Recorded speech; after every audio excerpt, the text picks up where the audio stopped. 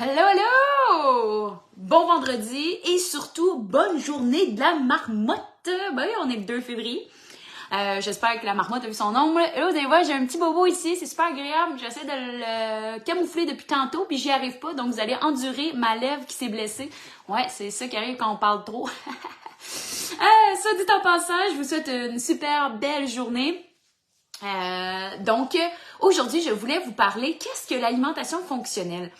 Je vous dis, c'est une science du gros bon sens. Puis pourquoi je veux vous en parler, c'est que cette semaine, j'ai eu la chance de prendre le temps d'écouter la nouvelle émission qui est sur Netflix.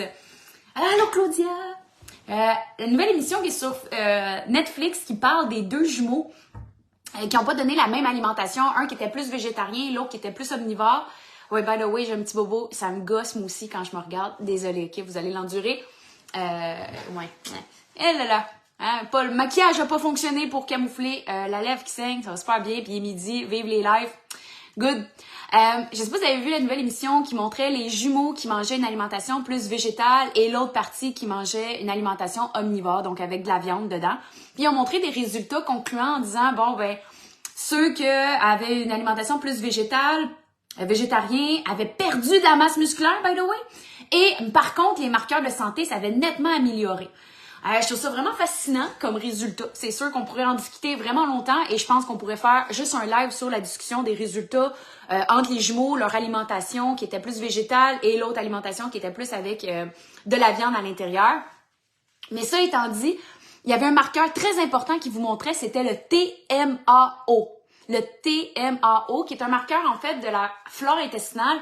Quand on n'a pas des bonnes bactéries dans la flore intestinale, puis qu'évidemment on mange beaucoup de viande, il y aurait des types de bactéries qui se nourriraient de cette viande-là et qui produiraient les TMAO qui iraient par la suite en circulation sanguine et qui pourraient nuire à ce moment-là à la maladie, les maladies cardiaques, la circulation sanguine. Et là, ils ont montré que les personnes qui n'avaient pas mangé de la viande, ben il y avait moins de TMAO. Et le but de vous amener l'alimentation fonctionnelle, c'est de dire « Wow, ben il faut tout manger végétal. À ce moment-là, on n'a plus le TMAO qui est dangereux pour le cœur. » L'alimentation fonctionnelle a pour but d'aller à la cause du problème de santé. La cause, gang, la cause. Quand t'as mal à la tête, t'es-tu en déficience d'aspirine ou de Tylenol? Désolée, je dis des marques. Je devrais dire anti-inflammatoire non stéroïdien. Vous comprenez ce que je veux dire? L'idée, c'est de comprendre pourquoi t'as mal à la tête. Pourquoi cette personne-là produit du TMAO, mais l'autre personne qui mange de la viande en produit moins. C'est vraiment ça la science de l'alimentation fonctionnelle, c'est d'aller à la cause du problème, c'est de comprendre ce qui se passe chez la personne qu'on a devant nous pour mieux orienter où qu'on s'en va. Qui je suis pour vous parler de ça?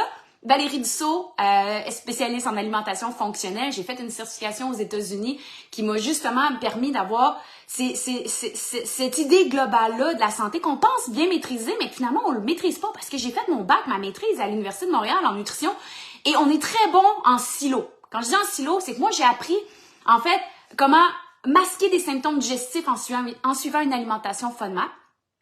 Comment masquer des symptômes au niveau cardiaque en enlevant les gras saturés. J'ai appris comment masquer d'autres symptômes en changeant finalement l'alimentation des gens sans nécessairement aller à la cause du problème de santé. Yes, Michel, bonjour, ça fait longtemps, je suis contente de te voir sur mon live ici. Thérèse, t'es connectée, contente de te voir. Oui, by the way, j'ai un petit bobo, fait que vous allez endurer mon petit Kleenex pour essayer de m'essuyer à chaque fois. Je m'excuse, c'est des choses qui arrivent, la vie des lives. Mais ça étant dit, l'alimentation fonctionnelle, finalement, c'est de prendre la personne de façon globale et de se poser là deux grandes questions, gang. Deux grandes questions. Qu'est-ce qui manque au corps qui l'empêche de bien fonctionner? Et qu'est-ce qu'il pourrait avoir en trop dans le corps qui l'empêche encore là de bien fonctionner? Et évidemment, après ça, l'alimentation fonctionnelle cherche à identifier quel système qui est débalancé en particulier. Si vous êtes malade fréquemment, j'ai des rhumes, des grippes à répétition, ben c'est le système immunitaire. Si j'ai un enjeu au niveau du poids, ben ok, c'est ce que c'est le système hormonal à ce moment-là. Est-ce que j'ai des problèmes digestifs à répétition? Ben à ce moment-là, on est dans le système digestif. Et dans chacun des systèmes, il peut manquer quelque chose ou avoir en trop quelque chose. Pour revenir à mon exemple des jumeaux qui produisaient plus de TMAO en présence de viande dans la flore intestinale, ben ça se peut qu'il y ait des mauvaises bactéries dans sa flore intestinale qui favorisent la production de TMAO. Mais c'est pas la viande le problème, c'est sa flore intestinale. Faut se regarder le nombril, c'est nous le problème. Moi, c'est ça que j'essaie des fois d'expliquer, tu sais. Ah, je mange plus d'ail, je mange plus d'oignons, je mange plus de chou-fleur, je mange plus de tel aliment parce que ça me fait gonfler, ça me fait ballonner, donc je mange plus les choux. Mais c'est pas le chou le problème. C'est nous. C'est soi. Pourquoi une personne peut manger du chou puis pas gonfler, pas ballonner, pas avoir de gaz, pas avoir de rapport, mais que l'autre en mange puis elle est toute à l'envers, toute complètement, puis elle est plus productive le reste de sa journée? Il faut se questionner. Qu'est-ce qui marche pas, c'est la personne. Et c'est ça la base de l'alimentation fonctionnelle. C'est d'aller à la cause, trouver qu'est-ce qui est débalancé chez la personne pour y revoir. Est-ce que c'est l'alimentation? Est-ce que c'est son style de vie? Donc, est-ce que son hygiène de sommeil? Est-ce qu'il y a un marqueur émotionnel qui amène des enjeux? Pour avoir eu une cliente qui était vraiment avec des problèmes digestifs, elle avait pris rendez-vous, puis c'était une amie du secondaire. Là. Donc, on avait comme connaissance. Elle avait pris rendez-vous. J'ai vraiment des enjeux digestifs. Parfait. Pas rendez-vous. Elle annule une semaine avant. Mais voyons, elle annule. Pourtant, elle me disait avoir des enjeux digestifs. On va lui demander pourquoi. Je me suis pas gênée. J'y ai écrit. Hey, dis-moi, t'as annulé ton rendez-vous? Pourquoi? T'sais? Elle me dit, j'ai laissé mon conjoint. On s'est séparés et j'ai plus mal au ventre. Ah, intéressant. Quand je vous dis d'aller à la cause, ça peut être émotionnel. Ça peut être physique. Donc, est-ce que quelqu'un qui a eu un accident, une commotion cérébrale, qui a eu un enjeu physique, peut amener des symptômes? Et autant que ça peut être biochimique. Biochimique, c'est là qu'on va parler flore intestinale, de la dysbiose, un manque de bonnes bactéries, trop de mauvaises, des sensibilités alimentaires. Est-ce que c'est un besoin de détox, d'optimisation au niveau de certains nutriments qui seraient peut-être déficients? Et c'est là qu'on va chercher qu'est-ce qui se passe dans les trois causes, émotionnelles, physiques et à l'intérieur, biochimiques. Et encore là, avec les mêmes questions, qu'est-ce qui manque, qu'est-ce qu'il y a en trop? C'est de se poser des questions, puis c'est top de se poser des questions parce que ça remet en perspective notre bien-être, notre nous. Et à ce moment-là, peut-être qu'il y a des choses qu'on fait pas correctement. Pas correctement dans tout ça. Est-ce que je résonne avec vous, gang, en ce beau vendredi de la journée de la marmotte? Allô, Lisa! Contente de te voir. Yes, j'ai Nicole qui vient de se connecter. Lina, salut! Martine! Ouh! Nathalie! Claudia est toujours là. Cool, cool, cool.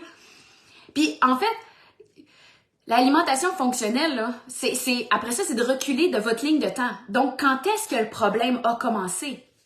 Puis des fois, ça, c'est intéressant. Quand je dis que c'est intéressant, des fois, quand je vois que la personne a vraiment des enjeux digestifs, j'essaie de comprendre où le problème a commencé. Par exemple, dans mon cas à moi, mes enjeux digestifs ont vraiment débuté avec la prise des les anovulants. Et on sait que les anovulants peuvent donner un milieu favorable à des levures dans l'intestin, entre autres, de croître. Et c'est vraiment été la pointe angulaire parce que je vois que j'avais pas d'enjeux digestifs.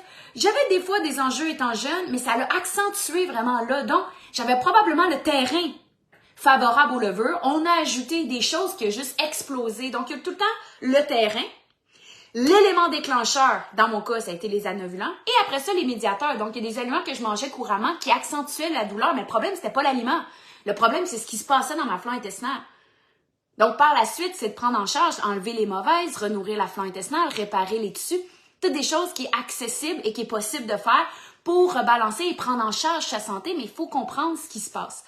Donc, l'alimentation fonctionnelle, c'est vraiment un beau mot pour aller à la cause, mais on est tellement bon pour masquer le symptôme. La preuve, je pense que c'est juste hier, quelqu'un, il disait, mais écoute, mon médecin m'a prescrit une médication pour le cholestérol pour être sûr que j'en fasse pas. Donc, on a prescrit un médicament par prévention quand on sait que le cholestérol vient en fait de la mode de vie de la personne. Donc, au lieu de jouer sur le mode de vie de la personne, on a prescrit une médication pour prévenir un enjeu de santé. Puis cette médication-là a des effets secondaires quand vous lisez sur cette médication-là.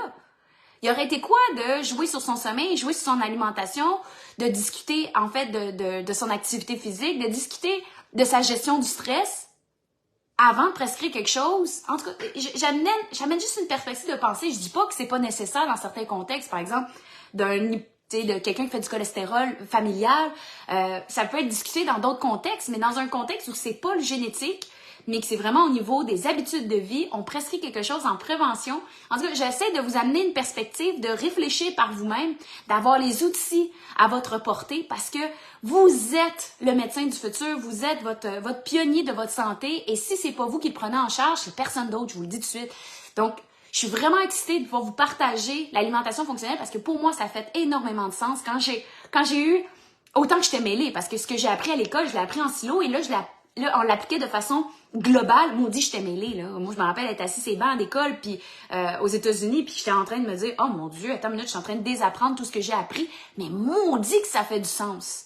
Maudit que ça a l'air d'être la science du gros sens. Parce que finalement, j'ai tout appris en silo, mais là, tu me l'aglames ensemble, puis c'est vraiment biochimique. Là, vous avez le beau tableau en arrière de moi, c'est ça la biochimie, hein? C'est de comprendre comment les nutriments interagissent ensemble dans le corps. Évidemment, si vous avez ces nutriments-là et que vous avez un bon fonctionnement dans tout le corps au complet, et ça repose dans vos habitudes de vie, que ce soit l'alimentation, gestion du stress, l'exercice, la consommation d'alcool, drogue, bien entendu, les additifs alimentaires, on pourrait rentrer les OGM, on pourrait rentrer sur la transformation alimentaire.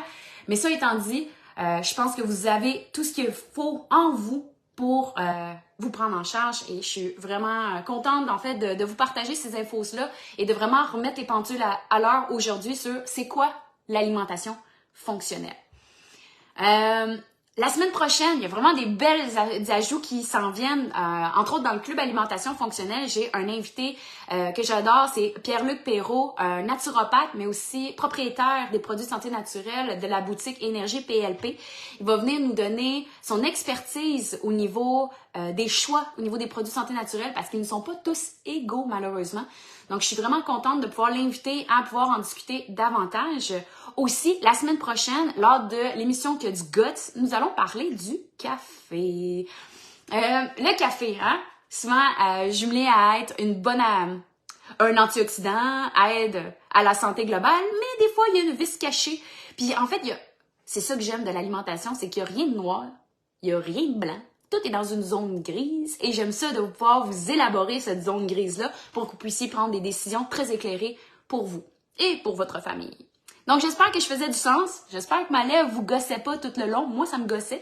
Clairement, on va essayer de la soigner correctement. Ça m'apprendra à me mordre la lèvre.